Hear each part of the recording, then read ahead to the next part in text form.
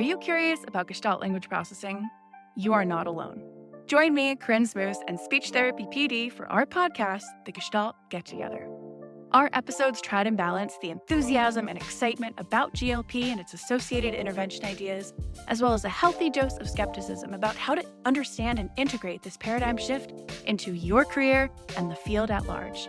We hope that you can get together with us to learn more about Gestalts.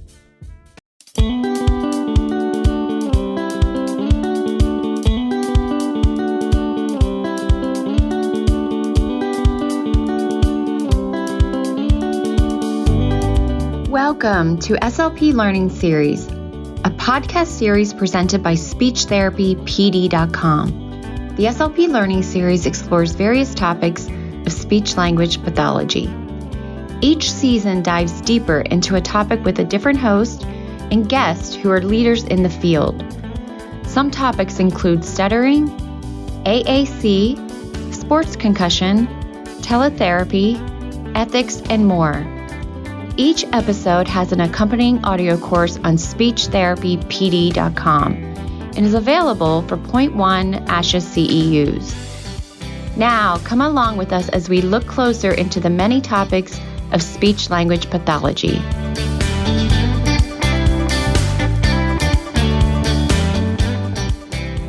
Welcome to Season 6, Ease into AAC. As a global leader in assistive communication, Tobii Dynavox understands how overwhelming it can be for families, users, and even seasoned clinicians to take on the challenges of identifying and funding an assistive communication device.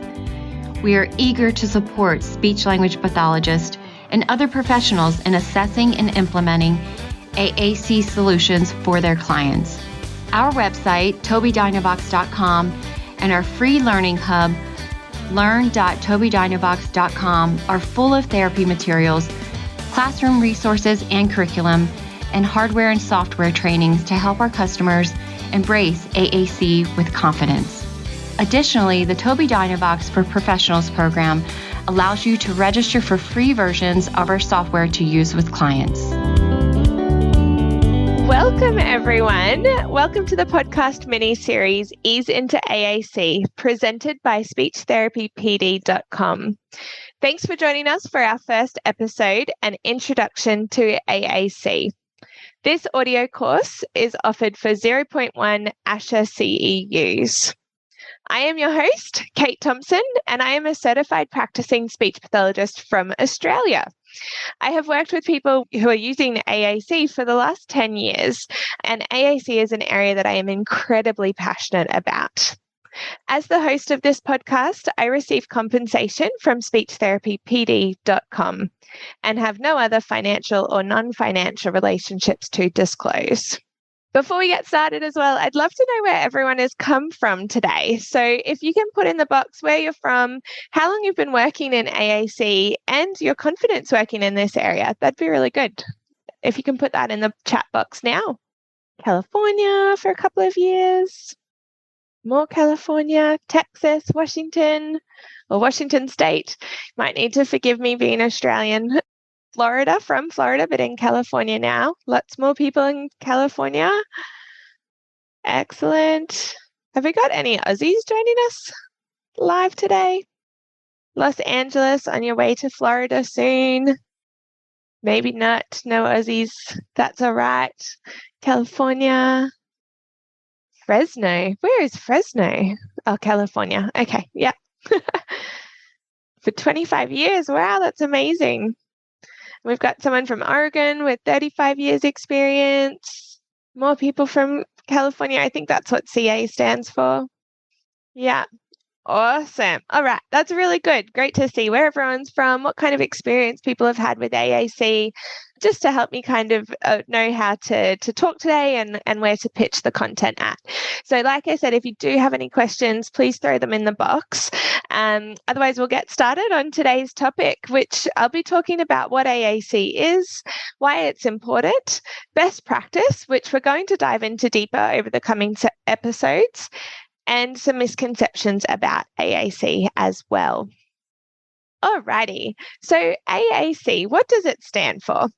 AAC stands for Augmentative and Alternative Communication. So when we say augmentative, we mean that it supplements speech. So the person is using their AAC system as well as their speech to communicate. Alternative means that it's instead of their speech. So for someone who is non-speaking and has a different way of communicating, that would be an alternative communication system for them. It's a way for people to communicate when they can't get their message across using speech alone. And our systems are designed so that people can express their thoughts, their ideas, their opinions, their questions, and their stories. So it's a lot more than just requesting their wants and needs. So I want you to have a think about your day so far today, and what kind of pragmatic purposes have you communicated for today? You may have ordered a coffee. You might have shared your opinion on something that's happening at work today. You might have expressed an idea that you've had that you think would be really great for one of your clients or your students, or even your workplace. Or you might have told some stories about what happened yesterday, what's happened already, or what you're doing this weekend. Today's Thursday for me, but I know it's Wednesday for you guys. So you might be starting to plan your weekend. And so we can see it's so much more than just requesting our wants and needs, which is where a lot of the time AAC gets focused on. In actual fact, most of the time we get our wants and needs met without having to communicate them. So when somebody needs a drink or needs to go to the bathroom or needs help with something, they're usually getting that message across in other ways, or we're already responding to it because we're not allowed to let people dehydrate or starve. We need to make sure that they get their regular access to getting their needs met. So we might be requesting our wants a lot more because nobody knows what we want. And we need to make sure that people can understand what those wants are. But generally, our needs are already getting met if we can't meet them ourselves. People are doing it for us, or we just meet our needs ourselves. We'll go get something to eat. We'll go get a drink, those sorts of things. AAC could be used temporarily. So it might be used in the acute setting just while somebody is on the ward to help them communicate with the nurses, or it might only be in certain situations. So it might be when somebody is ordering their favorite coffee or their favorite meal from McDonald's or something like that. Or it might be someone's primary means of communication for a lifetime. And for those people that are using it for a lifetime, we really need to help them learn to identify with their system as their voice. It's a part of their identity. And like our voices, when our voice is changed, if we have any laryngitis or anything like that, we start to lose a little bit of our identity. And we know from the voice work that we do that as people have major life changes in their life, it can impact on their voice because of the identity element of our voice and how it sounds. So much the same as somebody who's using their voice box to communicate, people who are using AAC for a lifetime need to learn to use it as if it's their voice box and include it as part of their identity. There's also a variety of different types of AAC. So we talk about these as being no tech, low tech, and high tech. So when we talk about no tech, we're talking about things that don't require any extra equipment. So this might be pointing, gesture, facial expression, sign language. It's whatever we've got on our body without needing to have any other equipment with us. Then we've got no tech, which doesn't require a battery. So this might be picture symbol books. It could be writing. It could be using an alphabet board that people are pointing to. Something that we do require more than just our body, but we don't need a battery for making it work. And then there's systems that use technology as well. So those are things like iPads, eye gaze devices, dedicated communication systems as well, all of those sorts of things that usually require a battery to be able to work. And if we think about that, high-tech systems are probably the most similar to speech. They have voice output, they can get people's attention, but unfortunately they do run flat or they can break. So we want to make sure we're always looking at all three of these options and having a multimodal approach to communication. So I have heard of high-tech systems before being described as someone with as a system that has some sensory needs. So they don't particularly like the cold or the wet, or anything like that. So you might need to have a backup system for when somebody's in the pool, or if they're going skiing, or anything like that that's happening in their life.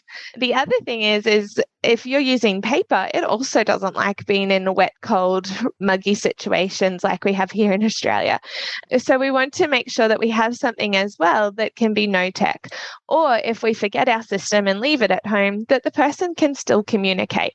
So you want to be thinking about AAC across these 3 different types and having something for each one.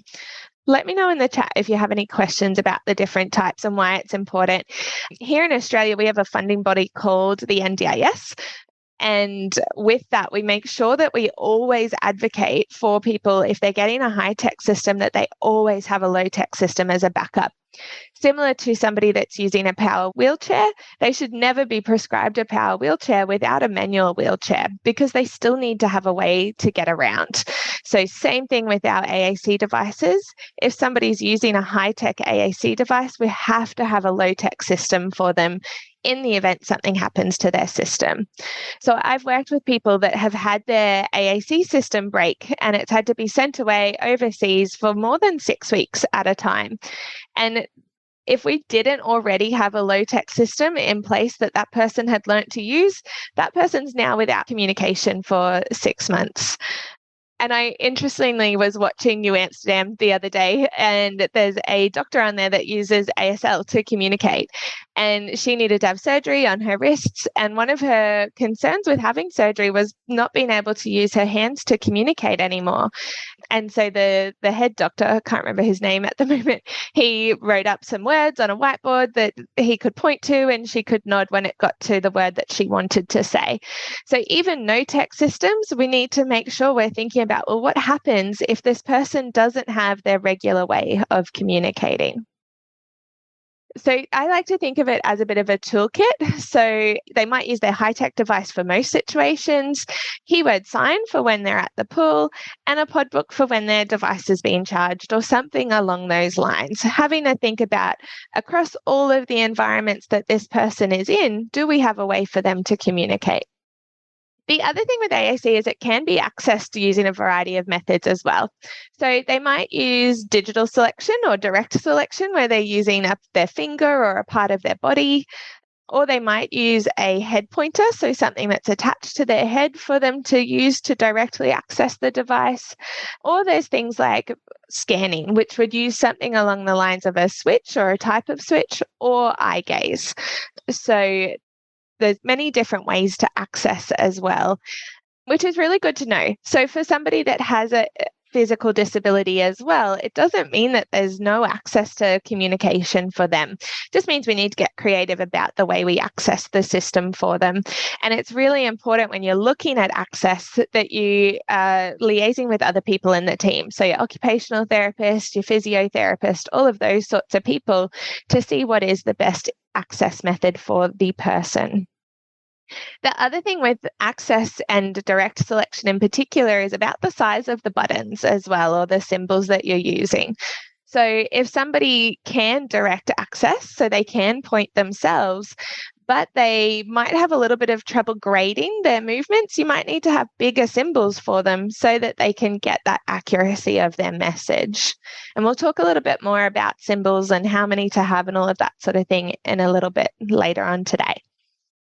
So who uses AAC? Pretty much anyone who does not have autonomous communication using speech alone. And that includes you and me. So we know that the purpose of communication is to get a message across and have it be received on the other end. There are plenty of times in our days where we aren't able to use our speech to get that message across alone. So that might be if we're in a noisy environment, think going to the bar and trying to order a drink, or if you're over distance. So for me and my team, we are across the Queensland state. So we use all sorts of different augmentative communication methods to help get our message across to each other. It might be someone who doesn't understand our language, so someone who's using a different language to us, or we're in a country that we don't speak the language. So we might do things like gestures like bzz for honey or something along those lines to help get our message across. or even just laryngitis. So I went through a period of time where I would have laryngitis like every 3 weeks. I think it was my body's way of telling me I might have needed to take a break. And it decided to take away my voice to help me understand that. And being a speech pathologist, I turned to all of the different systems that I had and used those to communicate instead. So I would write, I would text, and I even used some AAC apps as well on my iPad to help get my message across. And my family thought they were going to get a chance to not have me communicate with them. I love to talk, and that is not what happened. So being able to have that access as somebody that is speaking is really important to me. And so what we do is we automatically create that shift. We automatically figure out, well, how can I get this message across now? A few years ago, actually, while I was still studying, I was doing a chatterbox challenge, which is where you spend a whole day not using your voice. I also decided that I couldn't write. You were allowed to write, but I had decided to try and see what it would be like for someone that didn't have access to written word as well. And I chose a day I had to give a presentation. And I had to catch a flight. So I purposely chose a day that was going to be harder than a day where I could have just sat at home and chilled out on the couch and not had to communicate that much. And what was really interesting was to see the different ways that I tried to get my message across still. Not only that, though, but what happened when I couldn't get my message across? What type of communicator did I become? Was I someone that got more and more frustrated that my message wasn't getting across? Or was I someone that just started to withdraw and decide, actually, you know what, it doesn't matter anyway? And interestingly, I was the latter of the two. So when the plane was the last thing I had to do that day, and I was so thirsty. I'd been running around all day, hadn't had anything to drink, and was trying to order a drink from the lady. And I was doing what I thought was quite a universal sign for the word drink. And she just was not getting it. She wanted to know what drink specifically I wanted. And when I couldn't tell her that, she just walked away. And so not only did I not get my needs met, but even if I wanted something other than just water, there was no way I had the ability to be specific enough for her to be able to understand. And so it was important to me to see what it's like for people that are using alternative communication methods to be able to get their message across. And I highly recommend people do that as well. It was to raise funds, but you can do it just as a workplace challenge as well if you wanted to, or just for yourself to see what it's like and what kind of communicator do you become. So in terms of communication, and what our goals are when we're communicating, Light and McNaughton have some really good information about goal setting. And communication is not an end goal in and of itself. It's a tool that helps people participate effectively and attain their goals at home, at school, at work, or out in the community. So our goal shouldn't be the person will communicate. Our goal should be that the person is able to participate in their world around us.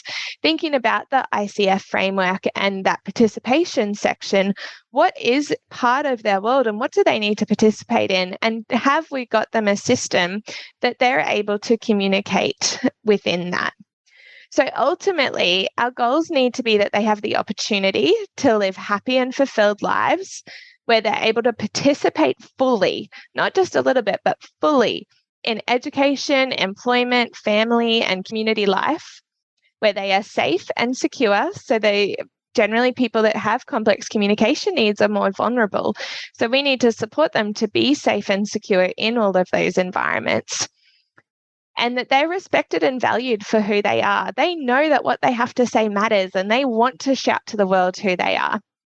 They have the chance to develop friendships and intimate relationships, and they have the opportunity to make meaningful contributions to society. We all know that it's super important for us to feel like we're a meaningful part of our family, our community, and our society. And that feeling of significance is one of the basic human needs that we all have, including people with complex communication needs. Sorry, I just saw your question about what the resource was for goals. So that's Light and McNaughton. I'll type it into the box for you. Light and McNaughton. So it's a textbook, and I can find the name of the textbook in a second to share with you as well. So yeah, we need to feel valued. We need to be able to connect. That connection is one of our other basic human needs that we all have, and to feel like we're a significant part of our lives. Unfortunately, what tends to happen for people with complex communication needs is they spend a lot of time being quite passive. Things happen to them, but they've learnt over time that that's what is expected of them as well. If they don't have a system to tell us and advocate for themselves what it is that they think and feel and want and those sorts of things. I always, whenever I think about this, I think about a little dude. He was about 9 years of age when I started working with him. And he came into my session, and it was the first time I met him. He had autism, and he came in and he threw a blanket over his head and rocked in the corner. I was like, yep, cool. It's our first session together. It's the first time he's been here. It's a very new environment. So I spent time just getting to find out what's been happening for him, talking with his mum. Over a few sessions, we slowly started to be able to interact more and more. And he really liked to build and play with blocks. So we started doing that. And I was just modeling colors on the system, on the communication system that I was using on my iPad. And I had the thought, I don't actually know what he knows. He's non-speaking. He doesn't have a way to tell me what he knows. And so I started asking him, what color is this one? And he said pink with the device. He pointed to pink. It spoke pink, and he was right. So then I thought, okay, cool. That's awesome. I wonder what else he knows. So I pulled up another color, and he said yellow, and he was right. And he got all of his colors 100% right with the system that I had available for him to show me what he knew. His mum burst into tears, and she was so upset that she had been spending years working on colors, but because he couldn't tell her, she thought he didn't know what his colors were. And so it's really important that we don't assume that we know what somebody's cognition is like if we haven't given them the opportunity to show us in a way that they can. If we're relying on speech alone, we have no idea what their knowledge or their cognition is actually like. So from that point on, thinking about this particular definition of AAC intervention, he started to thrive within his environments a lot more. He used to come in, he got very cheeky, and my purpose is for people to shout to the world who they are. And so that was my focus and what I was aiming with him. And then he started to come into sessions, and he knew at the end of sessions, you say goodbye and then he could go. So he came in one day, didn't want to be there, but I hadn't shown him how to say, I don't want to do this yet. But he did know that goodbye meant the session was over. And so he came in, he said, hello. I asked, how are you going? And he said, not good, because we had worked on some advocacy for things other than mad, sad, and glad. And then he went to the greetings page and said goodbye and got up and left. And I was like, cool, okay, great that he could advocate for himself. Awesome sharing that message that he didn't want to be here today, but we needed to be more specific because that could look quite rude if it was for somebody else. And so from there, I learned that I needed to start teaching more advocacy messages for him. Like I said, he got super cheeky. He grew so much having this way to communicate, and him and his family relationships improved significantly. They used to not be able to go to the shops with him or out to dinner, and he had a younger brother as well. And so with having this system that he could use to communicate and express himself, he was then able to build better relationships with his family as well. So Gail Porter talks about the general aim of AAC being for the person to meet their varied communication requirements, which is a huge range of pragmatic functions, as intelligibly, specifically, efficiently, independently, and in as socially valued a manner as possible in order to understand others and be understood. So what we're looking for whenever we're doing AAC intervention is, have we ticked all of these boxes off? If we're only using core vocab, we're not supporting that person to be very specific in their message. If we are only using 10 symbols on a board, we're really struggling to help that person be an efficient communicator. Or if we move the symbols on them constantly as to where to find those symbols, it takes them longer to find their next symbol that they want to say. So they're going to be slower and less efficient. We also want them to be as independent as possible. If we're facilitating their communication, which here in Australia is a banned way of working with AAC, then we're not supporting that person to be independent. And we need to make sure that we actually are getting their message and not somebody else's. It obviously needs to be able to be understood by others, so it needs to be intelligible and as socially valued a manner as possible. So thinking about that sometimes our clients with complex communication needs, when they get frustrated, their message isn't getting across, they start to use behaviors that aren't socially valued. And so, but that's their way of trying to get their message across as much as they can. So those are the 5 things that I always look at. Am I helping that person share their message intelligibly, specifically, efficiently, independently, and as socially valued a manner as possible, and as well for their own understanding? So communication is a fundamental human right. This is something that we don't get to give someone the choice. It's not our choice whether somebody communicates. It's not the teacher's choice whether someone has the right to communicate. It's actually their human right. And this is something we need to advocate for on behalf of a lot of our clients.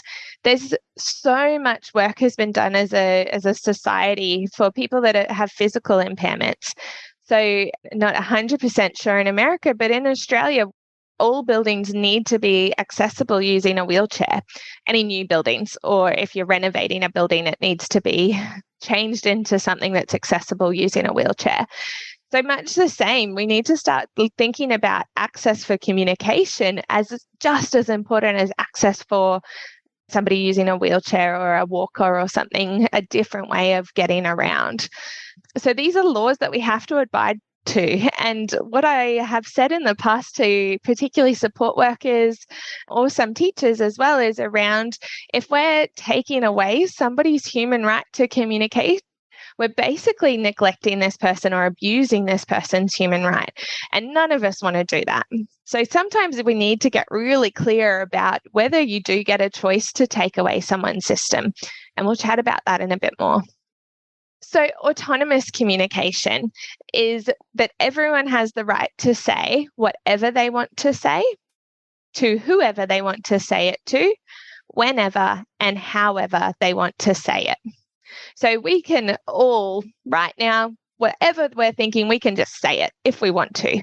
We can say it however we want to say it. We can say it when we want to say it and to whoever we want to say it to. We all get that option. We have learnt over time that there might be times we don't say what we're thinking, or we might shape the way that we say something depending on the situation. And that's all okay. We all have the right to do that. Or we have the right to just say it how we want to and not worry about the situation or the person that we're talking to. But the point is that we have this right. And so when we're looking at people who are using alternative communication systems, we want to support their right to be able to say whatever it is they want to say as well. The point of autonomous communication originates in the thought of the speaker. So we need to be able to say they have said it. So what I mean by that is we need to be able to say they thought something and they said that thing. So whether it's said in terms of using speech or said using their device or their symbols or their keyword sign or ASL or whatever it might be, it needs to be something they've said. It can't be something that has been coerced. So we can't say, oh, say this thing.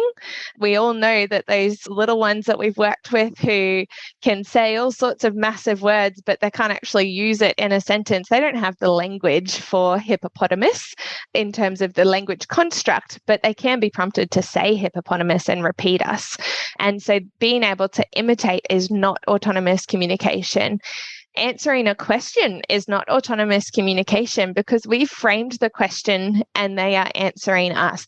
What they're doing there is exactly that, answering a question from a pragmatic point of view. And it's also not making a choice, which is one of the biggest areas I see autonomous communication get mixed up with. So if somebody's making a choice, that's, again, exactly what they're doing. They're making a choice out of the options that you have provided them.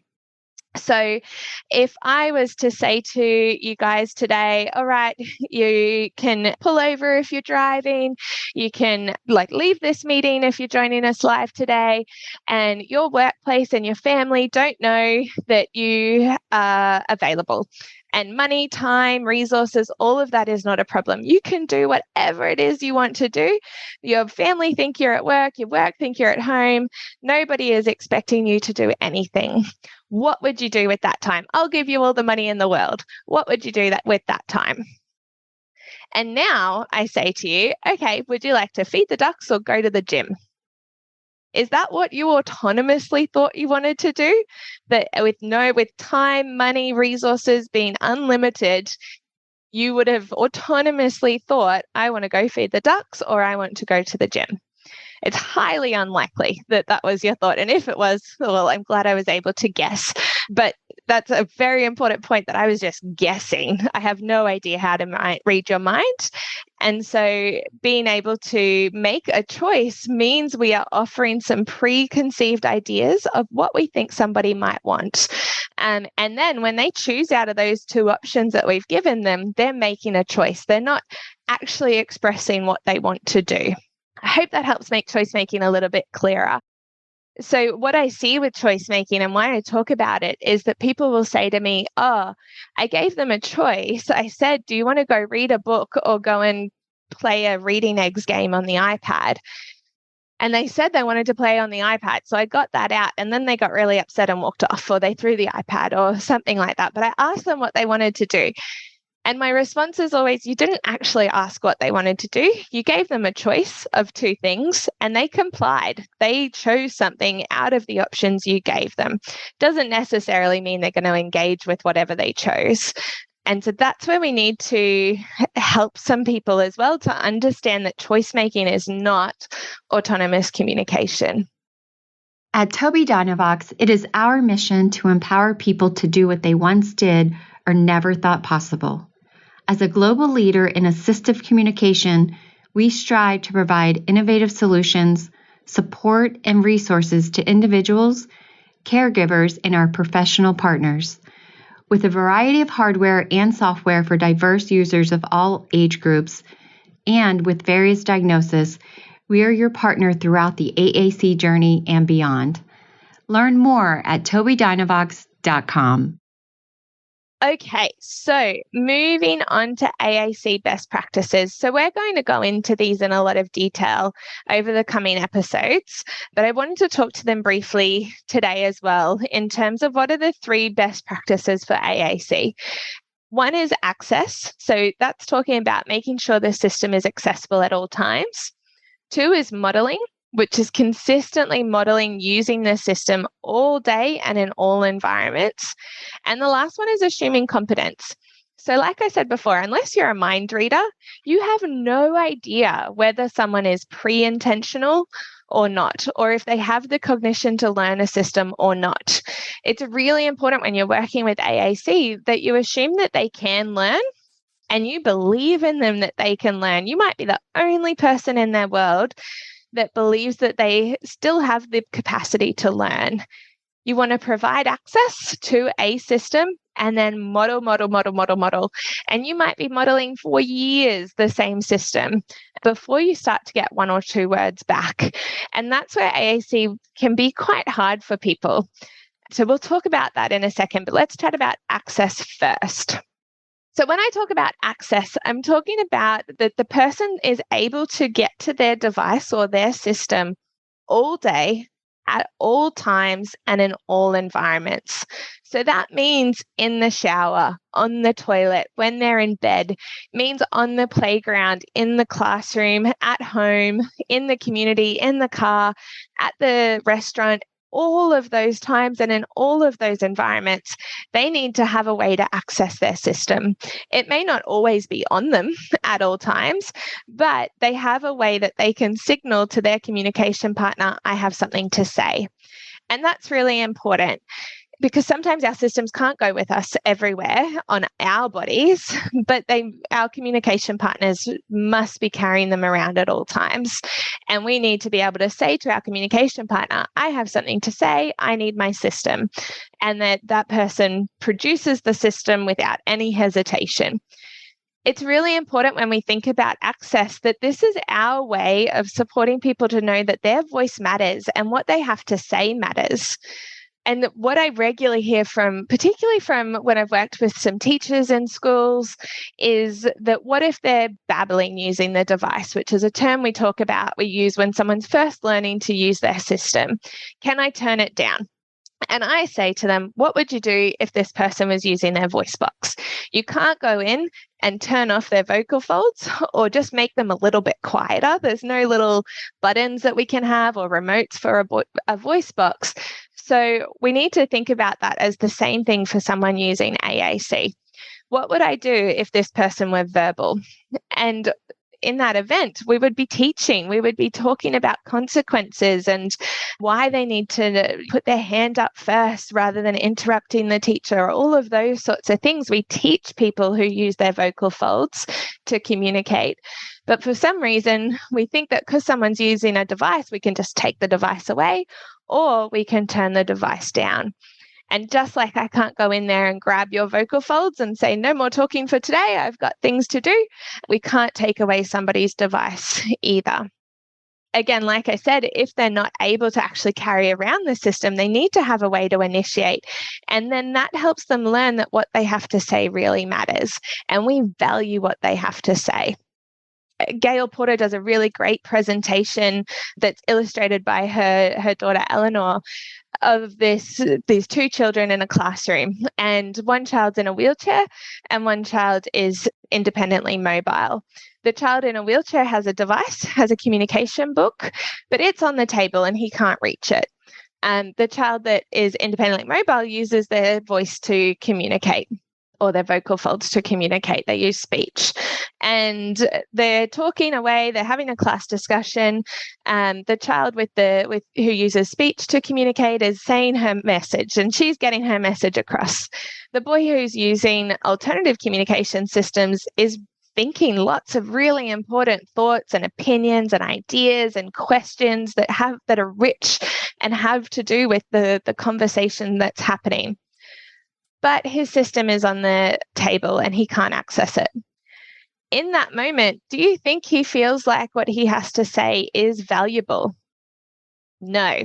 He's learning, well, because I don't have access to my system, I have no way to communicate my thoughts, so I'm going to sit here passively. And over time, he will learn that what he has to say doesn't matter. It's not valued by his communication partners. And what's really important to realize is by doing that, it's the same thing as gagging a speaking child, which is illegal. None of us would ever do it.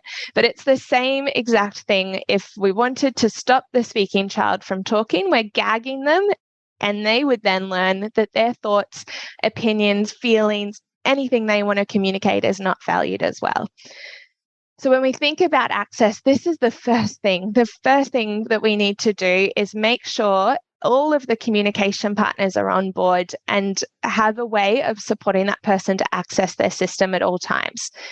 And as I said before, if we're thinking multimodal, we need to think about all the different situations that someone is communicating and have they got a system that matches that situation that they're within. So if we talk about modeling as number 2, that's where we model along this with the communication system while we're talking. So you always want to be talking while you're modeling. Our end goal, when we think about being specific, intelligible, efficient, independent, and as socially valued a manner as possible, that's speech. So our end goal is still speech. It's not like we're giving up on speech entirely. What we're doing is supporting somebody to communicate in the event that they don't have speech to communicate themselves. And that's still okay. It's still a valued way of communicating. But if we stop using our voice when we're modeling an AAC system, then it kind of goes against the person being able to learn to use speech as well. So we want to model both. We also want to model a variety of words, messages, and sentence structures. So we want to be modeling nouns, prepositions, verbs, determiners, adjectives, all of the different types of words that make our communication rich and meaningful. A lot of the times people will focus on core words because that's what makes up most of our communication. But if you do that, you are not able to communicate anything it is that you ever want to say, especially not specifically. Like I said before, on the plane, I could sign drink, but if water isn't what I wanted, not that I got any drink, just walked away. But even if water wasn't what I wanted, if I wanted a coffee or a wine and I wanted a white wine, or if I wanted an orange juice, how was I going to get that specificity across if I only knew core words alone? So it's important that we're modeling both types of words, fringe and core vocab. We also want to model different types of messages too. So when we're thinking about messages, what are the pragmatic purposes of communication? So we want to advocate. We want to decline. One of my favorite sessions was this young female who I was singing. I thought she really loved singing, just apparently not mine, because she went into her communication system and said, I have something to say. I don't like it. Hurts me. And I was like, how rude, but how incredible that she was able to advocate and to tell me that my singing was hurting her. And when I stopped singing, she said, I have something to say. I like it better. And I was like, awesome. Okay, I'll stop singing for you now. But she liked music, just not my particular singing style. And that was awesome, advocating for yourself and telling us things that that they might not have been able to do in the past. Also thinking about all your other pragmatic purposes, to say I love you, to tell a joke, to tell a story about something that's happened or something you're really excited about that's coming up. To be able to request what you want, not just what you need, but what you want. To tell a lie even. That's a pragmatic purpose that we all have the ability to do. So have we gotten that person away, and are we modeling all of the different messages? And then the other thing is sentence structures. So modeling all of the things that make up our sentence structures too, like past tense, whether it's a noun, verb, object, or those sorts of different sentence types, making sure we're modeling all of those because they're important for the way we communicate. It's also really important to be natural. So we all learn language naturally. And just like we can't expect to be fluent in French or Italian or Mandarin just by going to class once a week or once a fortnight, we can't expect someone to learn to use an alternative communication system unless they're fully immersed in that system. And when we say fully immersed, it means being natural. We all know that the best way to learn a second language is to go and live in that country that uses it all day, every day. And they aren't using it in a fake setup scenario like what we would do if we were going to a language class at home. And so making sure that when we're thinking about our modeling, that we're still natural, we're still having conversations. You can't really plan an AAC system, because if you're planning an AAC session, because if you're planning your session, you're not having natural conversations. You're setting up fake situations that you're going to communicate about. You might have some toys or some books or some games that you're going to play, but you don't know what kinds of words or what kinds of stories you're going to want to talk about until you're in that situation. And that's how natural communication happens. It's also important to model making mistakes like I just did then. I couldn't get AAC session together to say in a row. And so it's important that we model that we make mistakes, and it's totally okay to make mistakes and to recast and to reformat how we're saying something.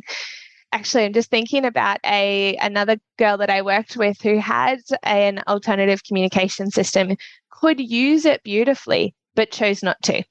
And when we got down to the bottom of why that was, she was terrified of making a mistake because she'd never seen anybody use it without making a mistake. All of her speech pathologists in the past, her parents, everybody had learnt to use this system really, really well before showing it to her so that they could make it as efficient as possible.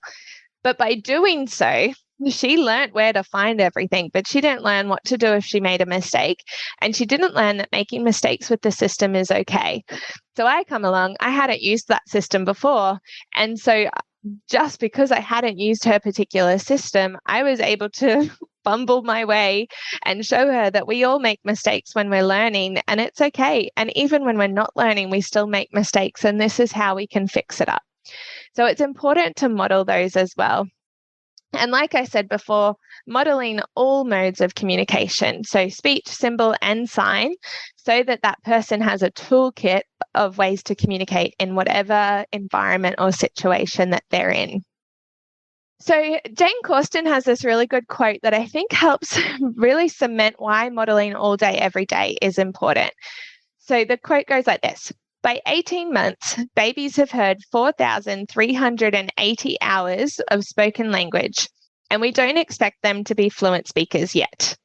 And if we think about 18 months, we're looking at maybe 10 to 20 words at 18 months that we're expecting, but they've had 4,380 hours of exposure to words and language.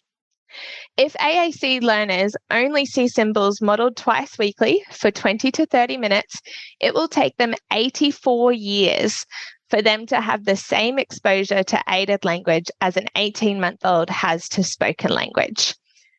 So this really highlights the importance of that immersive language acquisition and why it's important that everybody is modeling this person's system all day, every day. And if we're thinking 84 years if they're only being exposed to symbols for 20 to 30 minutes twice a week, that's for them to learn 10 to 20 words, right? If we think about what would an 18-month-old have at the same age. Obviously, at 84 years of age, if they only have 15 to 20 words, we haven't done a very good job in terms of supporting them to be autonomous communicators. So when I work on AAC, the two biggest things that I focus on are making sure we're on the same page, me and the communication partners, about the importance of access and modeling. And I talk about modeling all day, every day, and in every situation. And if we're not on the same page about that, I don't move forward because there's no point. We need to make sure that we're on the same page before we start to focus on anything further. The other thing that's important when we're thinking about modeling is, like I said, over 18 months, we're expecting about 10 to 20 words. If you spend 18 months working with a client and they've got 10 to 20 words, generally most of us would say, oh, this isn't working. We need to change the system. But if you keep changing the system every 12 to 18 months because you're not getting as many words as you expect, it's like me coming in and going, okay, now I need you to learn Spanish. Okay, now I need you to learn Mandarin.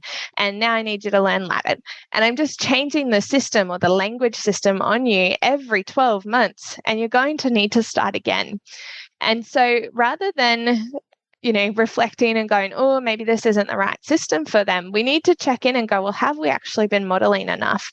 And this, if we're thinking 18 months for someone who's typically developing, maybe we need to give them even longer. Maybe we need to be looking at 24 months or 36 months before we start to think that this system isn't the right one for them.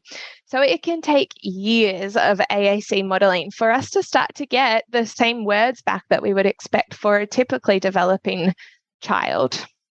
The other thing to think about is looking at communication opportunities. So that's what you're looking for when you're looking at modeling. So you want to look at those opportunities throughout the day, such as greeting or farewelling others, expressing feelings.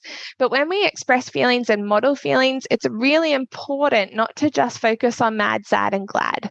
If we focus on those three things, mad, sad, and glad, we're going to end up with a lot of people that have bipolar.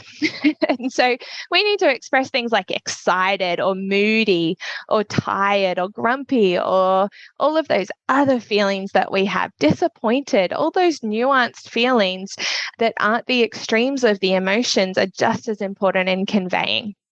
Expressing opinions, expressing that something's wrong, answering and asking questions, asking for something, telling a joke, all of those things we talked about before are really important for us to be modeling those different types of messages.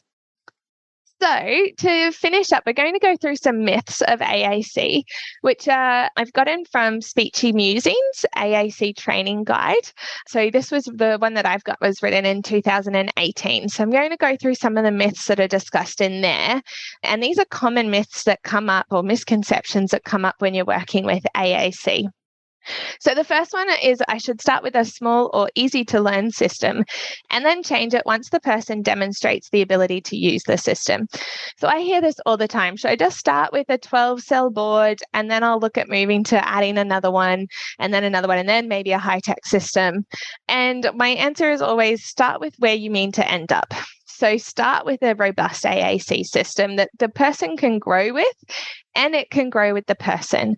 When you're looking at AAC, you want to be thinking about what's the system they can use now and in 5 years.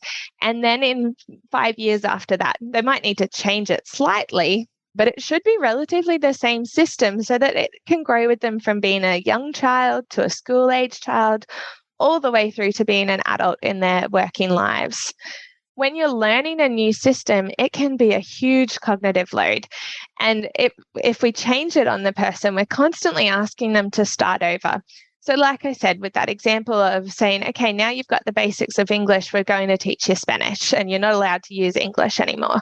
And now that you've got maybe 2 or 3 words in Spanish, you haven't acquired it fast enough for me. So now I'm going to throw in Mandarin, and you're not allowed to use those Spanish words anymore.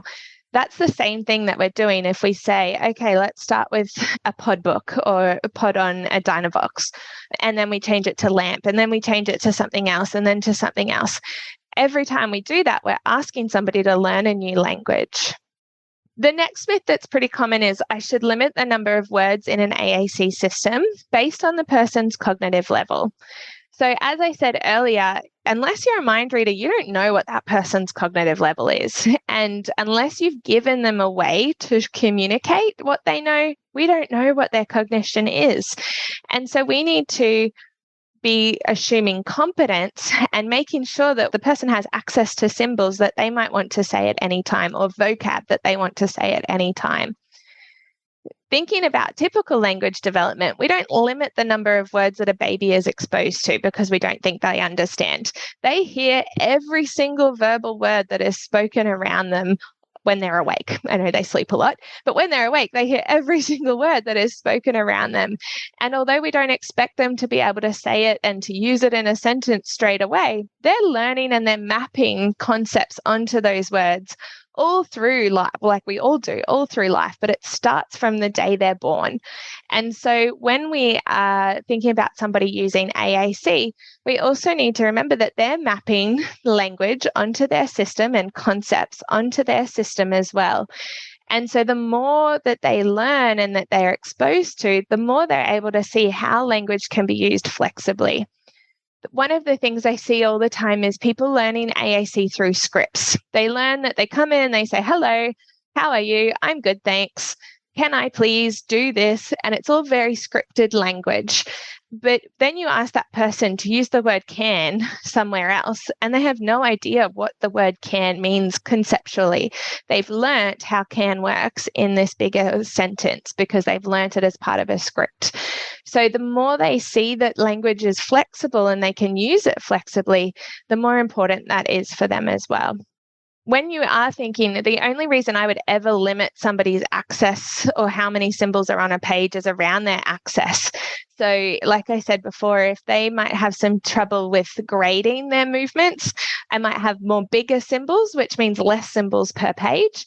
And that's the only reason I would ever do that. Those words still need to be findable somewhere in the system. It might just be more levels deep or more layers deep in the system. And by doing that, it's important to know that it's probably going to be more frustrating for you as well, because it's going to take you longer and them to find the word. I worked with another young girl who the school had said, oh, I think it's really visually overwhelming for them. Can we make less symbols on a page? I had 60 symbols to a page.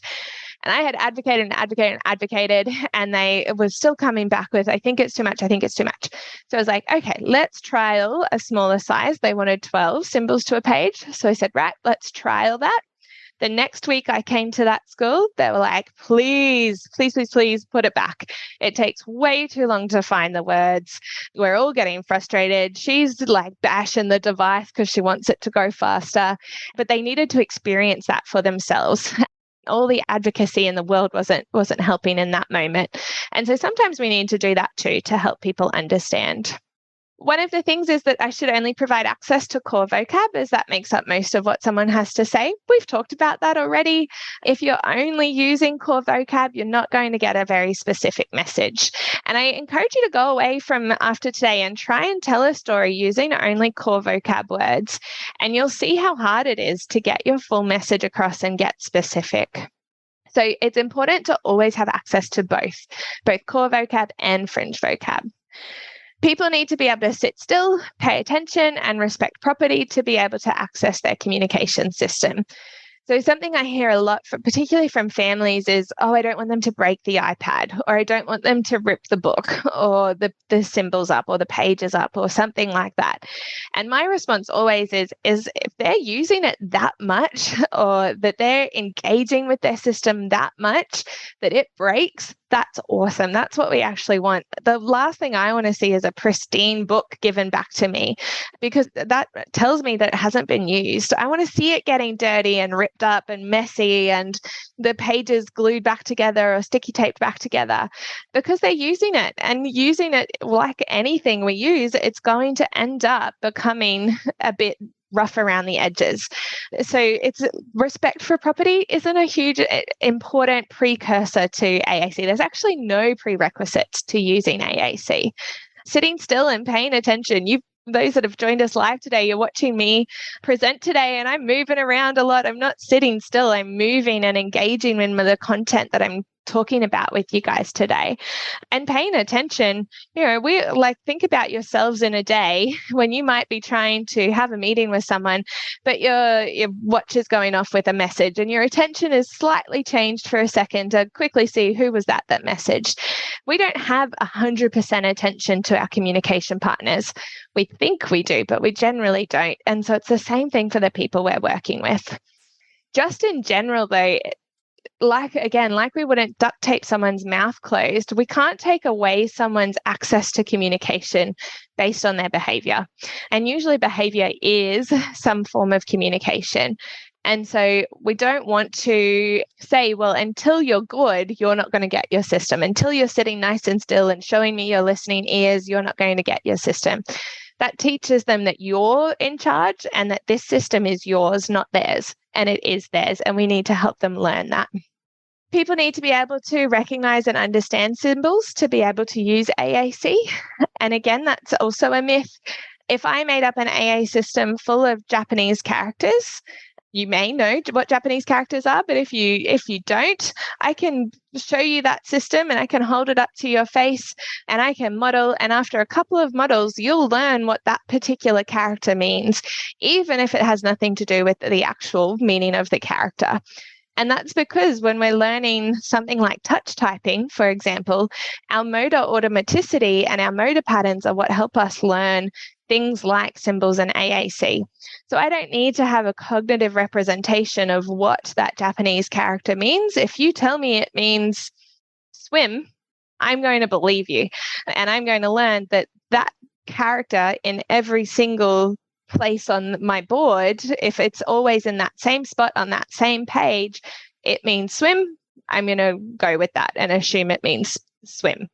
So you don't actually need to be able to recognize those symbols. And the last one, which is a big one, and I feel like as a society, we're moving on from this a little bit, but it still does come up, is that we shouldn't introduce AAC if we want the person to talk verbally, that it might slow them down or they'll just learn to use the device instead. And along with the fact that research has completely debunked this and has actually shown it's going to help people to learn to use speech, if they choose to use their AAC system instead, why would we stop them? We talk a lot about neurodiverse affirming practice. And if somebody is choosing to use an alternative communication method because that's what they feel more comfortable using, why should we be the ones that say, no, you have to use your speech instead, or their parent or their teacher or whoever it might be that's trying to take away their system? The other thing that's really important with AAC is that it slows us down. So it actually gives us a reason to slow down and model our language a little bit more clearly, which helps people to process the language easier as well. And then once they start to use it and their message is understood, they start to get success, and success breeds success. So then we want to keep trying, and we want to try something else, and we want to do it again. It's like going to the gym or wanting to lose weight. If we go to the gym and we don't lose weight immediately, we're like, that hasn't worked. And we might drop off going to the gym. And so same thing with AAC. If they start to have success with communication, then they're more likely to try it again and try it again. And eventually they might be more likely to try something that's a little bit harder, which might be their speech. And just before we finish up, there's a really good quote from Buchelman that it is from 1991, so it's a bit old, but she states that having a communication device doesn't make you an effective communicator any more than having a piano makes you a musician. So when we're thinking about AAC, just because we've given someone access to an AAC system or just because they own an AAC system doesn't mean they're an AAC user.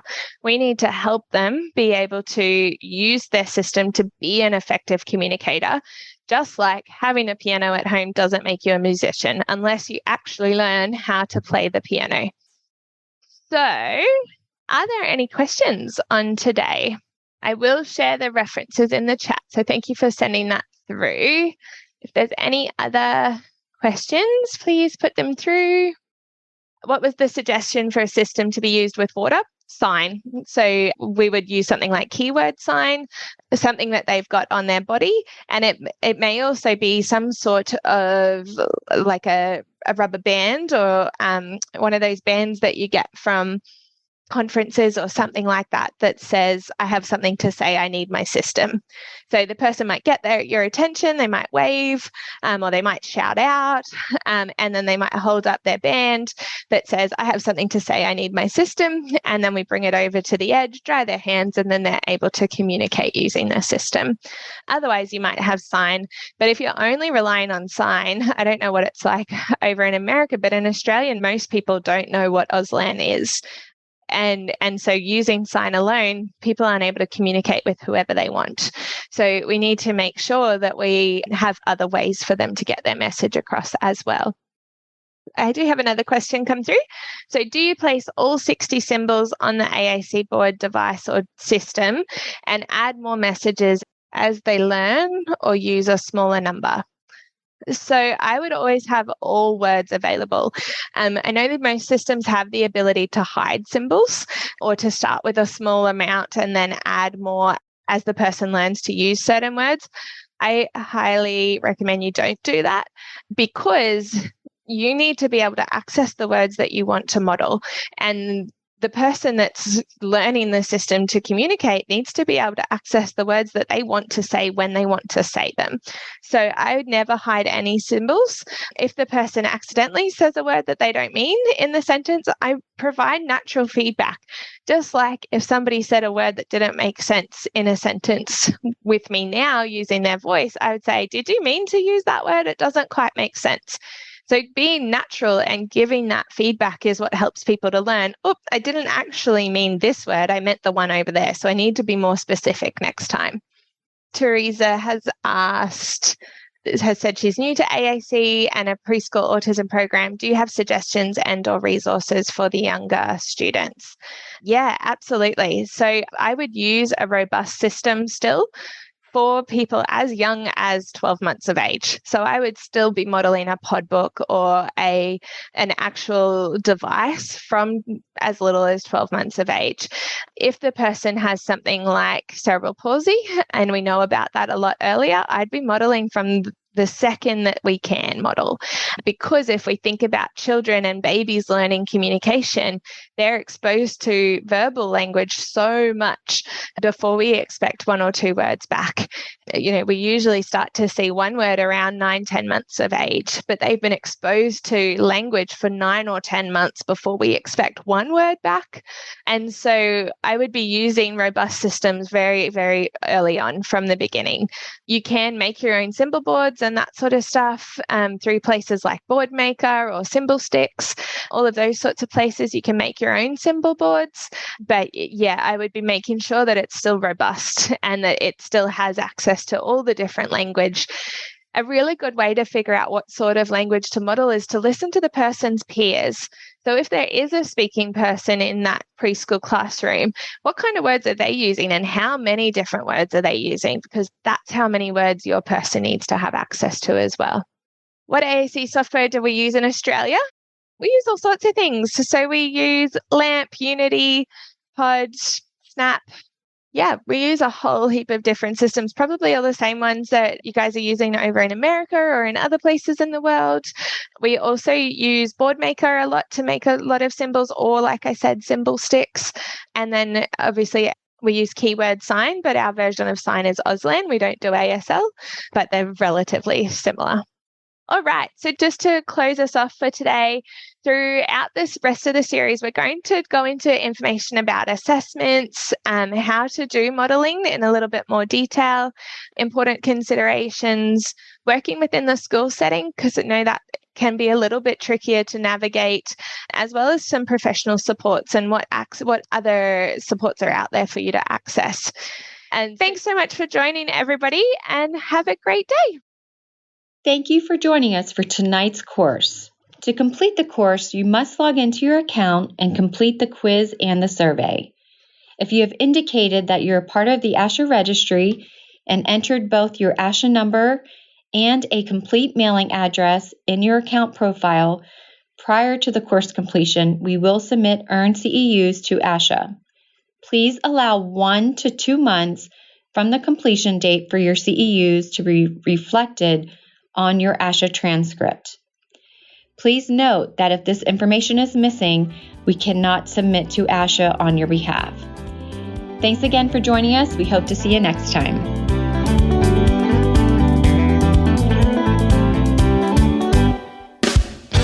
Thanks for joining us at SLP Learning Series. Remember to go to speechtherapypd.com to learn more about earning ASHA CEUs. We appreciate your positive reviews and support and would love for you to write a quick review and subscribe. If you like this and want to hear more, we are offering an audio course subscription special coupon code to listeners of this podcast. Type the word SLP Learn for $20 off. With hundreds of audio courses on demand and new courses released weekly, it's only $59 per year with the code. Visit speechtherapypd.com and start earning ASHA CEUs today.